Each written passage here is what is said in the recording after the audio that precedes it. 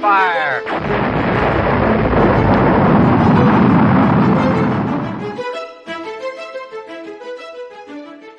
Welcome to everyone around the globe. Welcome those here in Tampa. Just some quick introductions. My name is Kevin Francis Donlon. I'm the presenter for today. Also a priest in the Anglican Union. We set out to take this course on because we thought there was in the Anglican Union, we thought there was a vacuum, there was a void in Christian education and Christian formation from asking really important questions.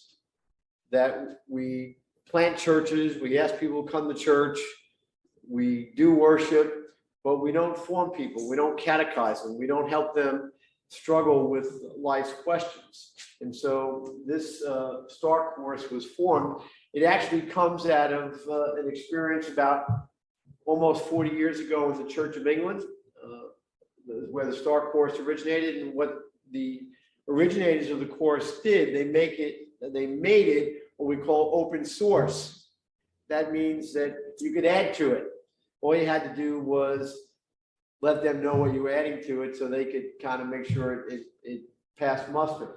And so that's very unusual in a formation that you could add on to. Usually when people put it together in a book or in a presentation, this is it, stick to the script, don't deviate, here we go. So we think we've made some improvements on the material, and hopefully you'll find that to be the case.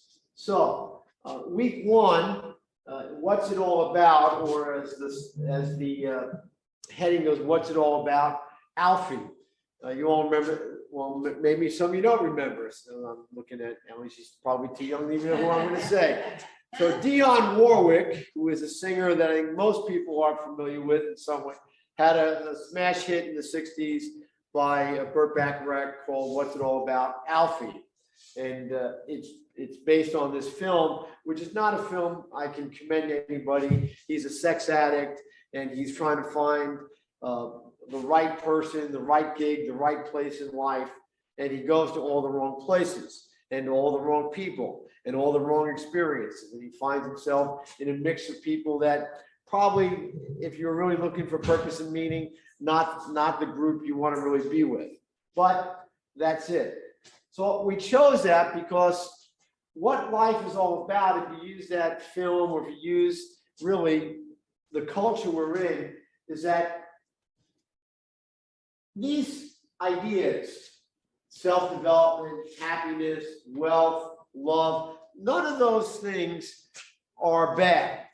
In fact, most of them are fairly neutral except for love.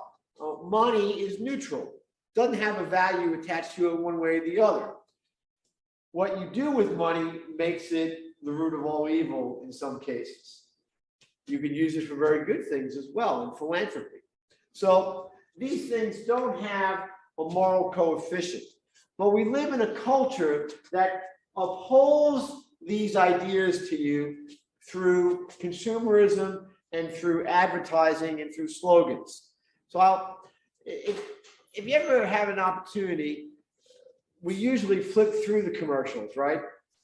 And we kind of go, I don't want, if it's on Netflix, we just kind of zip through it and we bypass it. But the reality is, you should listen to what the slogans are. You know, for example, Subaru. You know what Subaru's tagline is? Subaru is a great car. and they're very safe, and Katie drives one.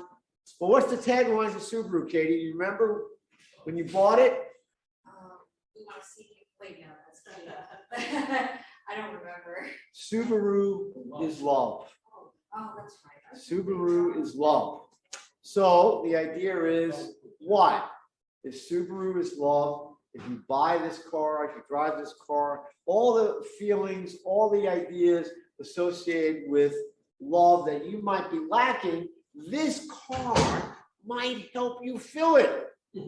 And that's true of almost every marketing campaign there is.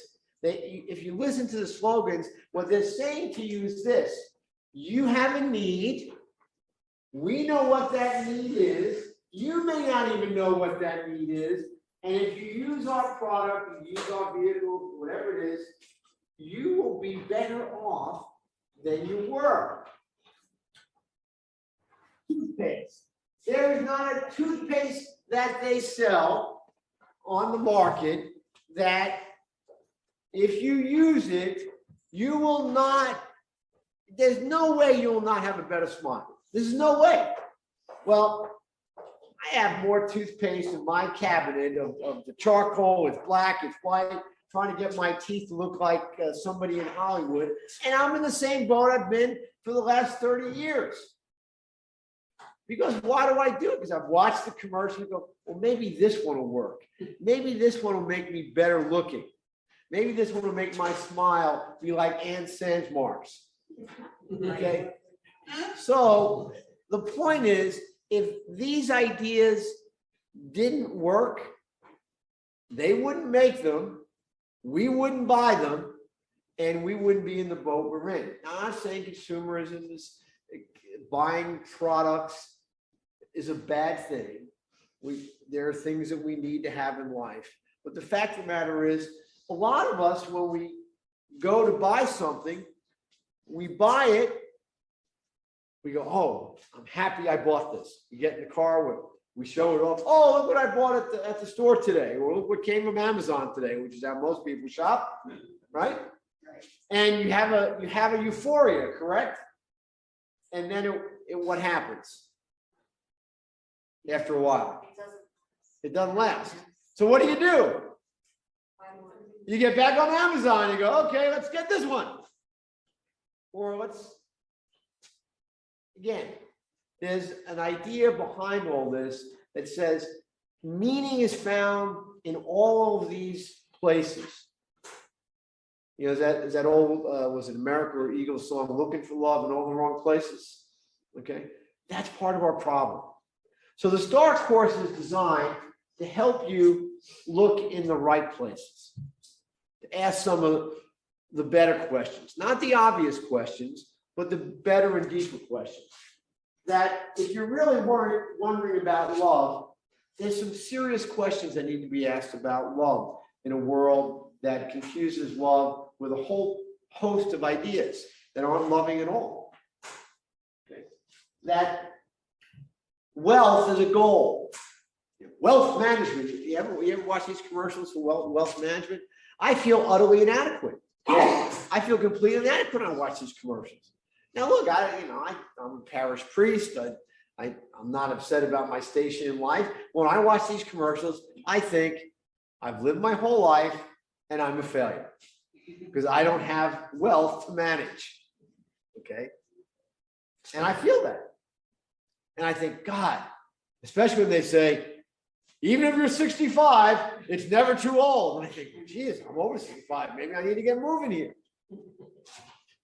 It works. So all of these concepts, they resonate with us. And whether you're 6 years old, 16 years old, or 60 years old, they find their way into our psyche. And what we're going to try to say today, there's another message in a consumer world, in a consumer society, that might resonate in a deeper way, in a more permanent way, that doesn't require you going back on Amazon and ordering the next best thing. Now, let's be honest. We all ask the ultimate question. Why are we here? What am I doing here? What am I doing here? Now, When I'm younger, I think what I'm doing here is to get through school. That's what I seem to be doing here. Is that right? When I'm out of school, I think, well, what I'm doing here is to get the right gig, get the right job. When I get older, what I'm doing here is to, well, take care of my family the best way I can. So I've got a family, take care of my parents, take care of my wife, take care of my kids, whatever it is. And then I get to the final chapter, what I'm doing here, I find out now I'm trying to figure out what it is I was doing all the other time. And so, well, I don't think that way. Well, you might, yeah. At some point for all of us, there comes what I call the primordial terror. The primordial terror is that moment in your psyche, that moment in your consciousness that you think, is this all there is? Is this it? That this station in life is as far as I go. This relationship in life is as best as going to be. Now, the quick way to get around this is watch Joel Osteen. Okay. Now, if you watch that guy, the primordial terror will come and boom, it dissipates. Now, for those of you who like Joel Osteen, I'm not being unkind, I'm not being critical. I just think the primordial terror is not in his wheelhouse. And if I had a smile like that using that toothpaste, I'd probably not have this primordial terror as well. But the primordial terror is when we realize in the quiet of the night, in the depth of our souls, that human purpose can't be grounded in possessions, it can't be grounded in power, it can't be grounded in prestige. That human purpose comes at the soul. That we have to wrestle with who we are in our souls in relation to the being who created our souls. And that is not us. That is the God who creates, the God who redeems, the God who sustains. Now, many people spend the bulk of their life running from that question. So what they do, rather than face the primordial terror, they fill it with, frankly, all those things I just mentioned before. I'll watch Joel Osteen. I'll take a Tim Robbins course. I'll take a yoga class. I'll go to YMCA or YWCA. I'll watch more TED Talks. We do all these things with the hope that we'll be able to plug this gap that exists in our being, that comes from the moment the primordial terror strikes. What I mean by the primordial terror is that it's not something like spooky Halloween, but effectively it cripples us. We have this question that grabs hold of us and it cripples us. And we go, where do I go? What do I do now? If this is all there is.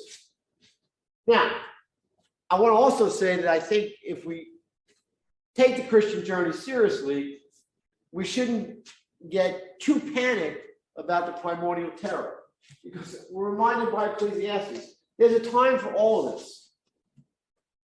There's a time not to feel that urgent question when you're younger. The whole world's looking ahead of you. But there are other times when life's purposes seem at cross points that you feel, I've got to get in touch with this. I've got to get in touch with this reason why I was created, this reason why I was put here. Now, frankly, for myself, I thought I knew that. I really did. And then a funny thing happened while I was coming home from Africa one day. I had a massive pulmonary embolism and came 90 seconds away from dying and leaving my wife a widow. Anyway, another conversation another day. And being in that ICU room, I've gone to the finest universities. I have a couple of degrees in theology. But when they explained to me what had happened, and I realized when the umpteenth person said, God's not finished with you yet, I needed to figure out what was God supposed to start in me, let alone be finished with me. What was God supposed to start within me? And had I been honoring that? Had I been doing that? I wonder, I wasn't finished with me yet. And my whole perspective changed. Now, I can't tell you I'm a better person now than I was when that happened. Probably not, I suspect. But I do see the questions more seriously. I do see the questions more earnestly. And I recognize that the time for those questions is now, for me. And maybe it's now for some of you as well, which is why you decided to take this opportunity to pursue the STAR course. The problem that we find is that all of us live in a world of moving pieces. We have some of the pieces. I think I know a little bit of what my life's about. I'm supposed to go here today. I know what my job responsibilities are. I know who my mother is. I know who my father is. I know the relationship I have with my kids, imperfect though it may be. I have a handle on some of the moving pieces. But if you ask me to make a mosaic out of those pieces, the mosaic of my life, and paint a picture with that, take those pieces and make a great mosaic like you see in the great cathedrals. My mosaic might be incomplete. I don't know how all the pieces fit. And that's a struggle for a lot of people. Matter of fact, I dare say it's a struggle for a majority of the people. The difference is the majority of the people, and for those of you sitting here, is this: you're willing to struggle with it. You're willing to ask the question. Most people do not want to ask the questions about why it doesn't fit together. And that's part of the primordial terror. So to enter into the STAR course this week is a willingness to say, I'm willing to face the terror. I'm willing to face the uncomfort head on. I'm willing to face the reality. I'm not really sure where I fit all the time.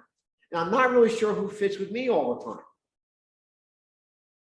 Because we're going to uncover that there's one being, one person who is constant, who will fit, who will give us meaning, who will give us purpose, and that's Christ the Lord. And we're going to try to make a case for that. Each day, however, in the midst of Christ's consistency, in the midst of Christ's permanence, we have to struggle with the fact we get different messages, we get different images. You ever have that happen? You're talking to somebody yesterday, you're at work, they say, Susie, I'd like you to do this.